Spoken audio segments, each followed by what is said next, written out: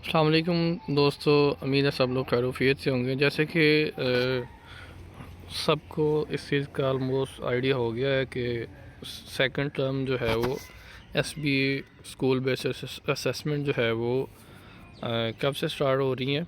Second and third week of December से, और before winter holidays से पहले पहले ये प्रोसेस कंप्लीट होना है। अब तक कोई शेड्यूल है उसके मुताबिक, और इसका सिलेबस भी हम लोग बहुत डिटेल से डिस्कस कर चुके हैं। अगर किसी को नहीं आइडिया तो वो सिलेबस भी यहाँ से चेक कर सकते हैं कि आपका सिलेबस कौन सा है सब्जेक्ट वाइज। और इसमें हम लोग जो है वो कुछ पेपर्स को डिस्कस कर लेते हैं जो फर्स्ट टर्म में हुए थे, उसी के पैटर्न पे सेकंड टर्म में आपके क्वेश्चन जो है वो बनेंगे। तो इसको हम लोग जो है वो थोड़ा सा क्राइटेरिया इसका पैटर्न चेक कर लेते हैं किस तरह से। फॉर एग्ज़ाम्पल हम लोग जो है वो 6th क्लास का कंप्यूटर चेक कर लेते हैं। ये 6 है तो 6 में हम लोग कंप्यूटर का सब्जेक्ट देख लेते हैं। इसमें जो कंप्यूटर का सिलेबस है वो 4 चैप्टर से 4 यूनिट से लेके 6 यूनिट तक 3 यूनिट इसके बनते हैं। पेज जो है वो 53 से 87 ये वाला। तो अब इसको हम चेक करते हैं कंप्यूटर की बुक से भी। और पहले हम लोग जो है वो इसका पेपर जो है वो लास्ट आया था उसको देख लेते हैं वो किस तरह का है।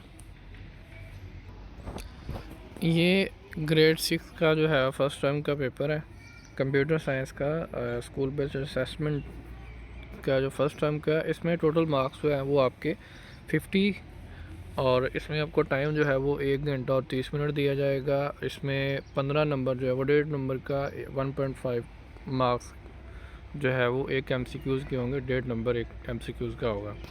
और 35 मार्क्स जो होंगे आपके 10 MCQs होंगे, 15 मार्क्स जो है वो MCQs के। और इसके अलावा ऑब्जेक्टिव के सब्जेक्टिव जो है वो आपका 35 मार्क्स का होगा। इसमें अब बहुत आसान जो है वो पैटर्न कर दिया गया। अब ये देखिए इसमें जैसे है जी तीसरी जनरेशन के कंप्यूटर का दौर था। इस तरह से ये MCQs उसमें से जो हैं उसी में से बनाए गए हैं। Identify the printing device from the given below. आपने प्रिंटिंग डिवाइस जो है वो इसमें से शनाख्त करनी है, प्रिंटर है। तो इसी तरह वो ICT डिवाइस मुंतखब करें जो किसी नेटवर्क पर दूसरे कंप्यूटर के साथ मवासलात के लिए इस्तेमाल होता है। तो ये जो MCQs दिए हुए हैं इसी तरह से सेम पैटर्न पे आपके जो है वो 10 MCQs बनेंगे। उसके अलावा ये जो हमारा मेजर फोकस है वो हम चेक कर लेते हैं वो क्या है। अब ये जो ऊपर वाला ये जो MCQs और क्वेश्चन आ चुके हैं ये अब नहीं आएंगे। सेकंड टर्म की SBA जो सेकंड टर्म होगा उसमें उसकी बात कर रहा हूँ मैं। अब इसमें सब्जेक्टिव पार्ट CRQs है। मेन फोकस हमारा ये है क्योंकि MCQs जो है वो उसी में से क्वेश्चन में ही बनते हैं।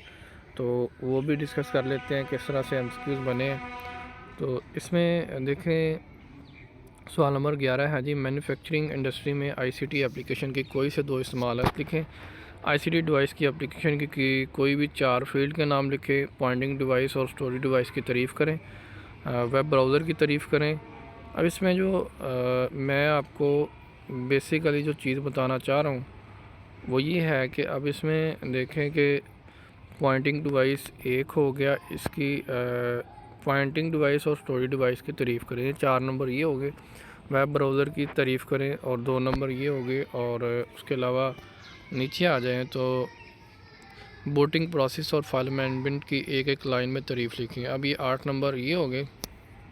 उसके अलावा माउस और बारकोड रीडर्स के इस्तेमाल लिखें। नीचे है जी किसी भी 3 ऑपरेटिंग सिस्टम के नाम लिखें और उनकी तारीफ़ भी करें। अब ये 9 नंबर ये है, और ऊपर जो है 8 से 10 नंबर। अब ये आप ये देख लें कि 20 नंबर जो है वो सिर्फ़ और सिर्फ जो डेफिनेशन के ही हैं।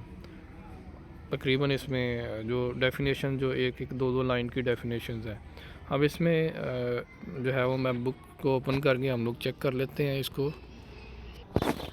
अब ये इंग्लिश की बुक है 6th क्लास की, और इसमें हम लोग देख लेते हैं फॉर एग्ज़ाम्पल जो इसका जो है वो पहले इसमें जो क्वेश्चन आए हुए थे उसको चेक कर लेते हैं कि ये इसमें आप लोगों ने जो बेसिक इसकी डेफिनेशंस हैं उसको आपने देख लेना है अगर आप लोग जो है वो एवरेज स्टूडेंट है या एवरेज मार्क्स लेना चाह रहे हैं। अब ये देखें इसकी पहली लाइनिंग है 1940 to 1955। ये इस तरह से ये फर्स्ट लाइन में से ये MCQs उठाए गए हैं मोस्टली जो है। तो बाकी और उसके अलावा ये देखें प्रिंटर की शेप बनी हुई है, प्रिंटर का पूछा गया था। उसके अलावा नेक्स्ट आ जाए तो उसमें माउस का क्वेश्चन था। अब ये देखें माउस का जो है वो यहाँ पे है, उसकी डेफिनेशन आपको सिंपल याद होगी तो आप लोग उसकी जो है वो डेफिनेशन लिख सकते हैं। ये इंग्लिश में बुक है, अगर आपका स्कूल जो है वो डिपेंड करता है उर्दू मीडियम या इंग्लिश मीडियम है, उसके अकॉर्डिंग आपने वहाँ से तैयारी करनी है। तो इसमें ये जो है वो इंग्लिश में थी तो मैंने इसलिए पीडीएफ मेरे पास तो मैंने आपको ये शो करवा दिया। अब इसी तरह अब इस तरह आपका चैप्टर जो है यूनिट जो है वो 4 से स्टार्ट हो रहा है सिलेबस। तो आप लोगों ने ये करना है, अब इसमें जो है वो प्रॉब्लम सॉल्विंग है जैसे, और इस तरह से क्वेश्चन जैसे ये है calculate the average age of a student in a class. अब ये इसमें फैक्ट है स्टूडेंट ऑफ क्लास। ये आगे जो है वो मैं आपको बताता हूँ कि जैसे अब प्रॉब्लम सॉल्विंग जो है वो इसकी डेफिनेशन आपको इसका पता होना चाहिए बेसिक्स। मेरे कहने का मकसद ये है कि अगर आप लोग जो है वो डेफिनेशन जो है वो तारीफ़ जो है इनकी वो भी कर लेंगे तो आपका बहुत हद तक जो है वो पेपर हो जाएगा सिलेक्टिव। और उसके अलावा भी इसमें एग्जांपल है, यहाँ आपको ये जो है इसमें पूछा गया है एल्गोरिदम वगैरह के बारे में। जैसे कि ये क्वेश्चन है बेनिफिट्स ऑफ एल्गोरिदम थिंकिंग, ये वाला क्वेश्चन भी पूछा जा सकता है। तो ये मैं आपको जो है वो बाकी मज़ीद जो है वो जिस तरह से पैटर्न होगा वो भी इसमें मज़ीद गाइड भी कर देंगे कि ये जैसे है पैटर्न रिकग्निशन, जनरलाइजेशन है, एल्गोरिदम डिज़ाइन है और कॉन्फिडेंस इन डिसीजन मेकिंग है। और जैसे ये एल्गोरिदम है, अब आपको N algorithm is an finite sequence of instruction used to solve a specific problem or to perform a specific task। अब आपको इसकी डेफिनेशन का भी पता होना चाहिए कि एल्गोरिदम की जो है वो डेफिनेशन क्या है, और इसमें एल्गोरिदम टू मेक का टी जैसे इसका पैटर्न आपको पता होना चाहिए। इसमें जो 2 स्टेप हैं स्टार्ट और स्टॉप जो है वो फर्स्ट और लास्ट वो आना ही आना है। उसके बाद बाकी स्टेप जो है वो आपको जो है वो स्केच उसका माइंड में होना चाहिए, इसको आप समझ के करें तो ये भी इतना मुश्किल नहीं है, ये भी हो जाएगा। एल्गोरिदम के बारे में भी क्वेश्चन जो है वो आ सकते हैं उसमें। अब जिस तरह से ये क्वेश्चन है list down the benefit of steps by step process of problem solving, ये इसके बारे में पूछा जा सकता है। List down benefit of computational thinking, ये भी क्वेश्चन जो है वो हो सकता है। तो इसमें जो है जैसे ये जो नेक्स्ट चैप्टर है इसमें व्हाट इज़ प्रोग्राम, इसकी डेफिनेशन आपको जो है वो बेसिक आनी चाहिए, ये भी क्वेश्चन आ सकता है। उसके अलावा मतलब अगर आप एवरेज स्टूडेंट हैं तो एवरेज स्टूडेंट के लिए मैं ये रिकमेंड करूँगा कि आपको जो शार्ट पोर्शन है, जो इसमें शार्ट क्वेश्चन है उसको ना आप स्किप करें। जैसे प्रोग्राम वर्सेस सॉफ्टवेयर है, ये वाला क्वेश्चन ये भी पूछा जा सकता है, प्रोग्रामिंग है। इसके अलावा जो है वो इसके स्टेप्स हैं, बाकी इंपॉर्टेंस ऑफ प्रोग्रामिंग ये तो लेंथ है। चले प्रोग्रामिंग लैंग्वेज है, इसमें फिर ये वाला क्वेश्चन आ सकता है, इंपॉर्टेंट क्वेश्चन है। प्रोग्रामिंग लैंग्वेज है, उसके बाद मशीन लैंग्वेज है, low level language, assembly language है और हाई लेवल लैंग्वेज, इनके बारे में पूछ सकता है कि आप जो है वो 9 नंबर का ये क्वेश्चन बन सकता है कि आप इनकी डेफिनेशन करें और या इनका डिफरेंस जो है वो बताएं। और इसके अलावा जो है वो सम टर्म यूज इन प्रोग्रामिंग, ये वाला क्वेश्चन हो सकता है, इसमें पॉइंट्स पूछे जा सकते हैं। उसके बाद स्क्रैच की डेफिनेशन ये इंपॉर्टेंट है, इसको आप कर लें स्क्रैच की डेफिनेशन क्या है, इसके बारे में क्वेश्चन हो सकता है। स्क्रैच जो है वो क्या है उसके बारे में, और इसमें ये तो प्रैक्टिकली कंप्लीट एक प्रोसेस है फिर स्क्रैच का। और ये जो 6 चैप्टर है ये तो बहुत इजी है, इसको आप अच्छे तरीके से करें, इसमें से भी क्वेश्चन आएंगे। डिजिटल सिटीज़नशिप क्या है, पहले आपको जो है इसके ये जो है सिटीज़न एंड सिटीज़नशिप में ये इसके रूल है कि आप एक अच्छा शहरी जो है वो उसके बारे में उसकी रिस्पॉन्सिबिलिटीज़ क्या है, ये वाला क्वेश्चन जो है वो ये भी कर लें, ये भी पूछा जा सकता है ये वाला।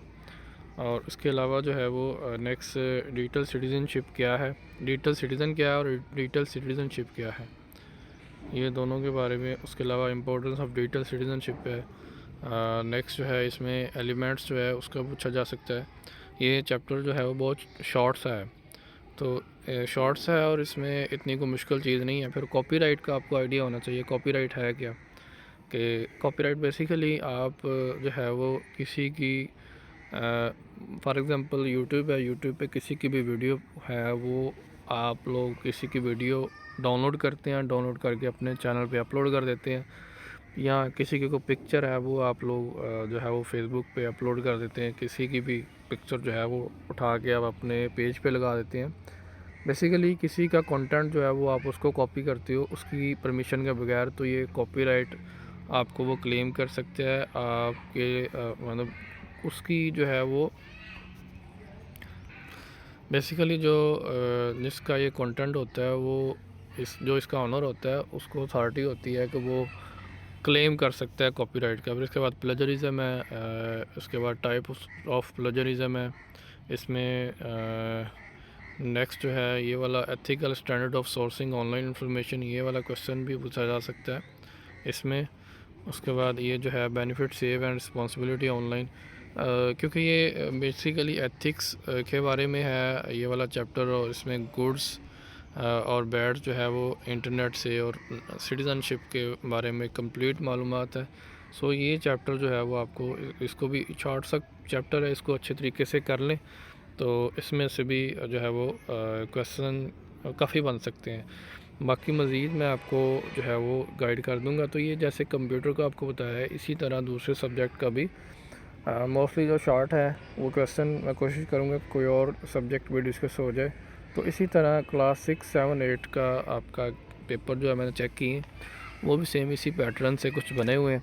उसमें डेफिनेशन आप बेसिक भी कर लें तो वो भी जो है वो उससे भी आपका पेपर बहुत ज़्यादा अटैम्प्ट हो जाएगा। पहला जो फर्स्ट फोकस है आपका वो डेफिनेशन पे होना चाहिए, और उसके बाद आपके पास टाइम बच जाए तो आप जो है इसमें बेनिफिट्स और जो लॉन्ग क्वेश्चन है उसको भी करें। उसको भी मैं तो ये कहूँगा कि स्किप ना करें, क्योंकि टाइम अभी है तो अच्छी तैयारी हो सकती है दूसरे सब्जेक्ट की भी। ये मैं उन स्टूडेंट्स की बात कर रहा हूँ जो एवरेज स्टूडेंट है, वो अगर शॉर्ट जो है वो करें उसको। सो बहुत शुक्रिया दोस्तों, अस्सलाम वालेकुम जी, अल्लाह हाफिज़।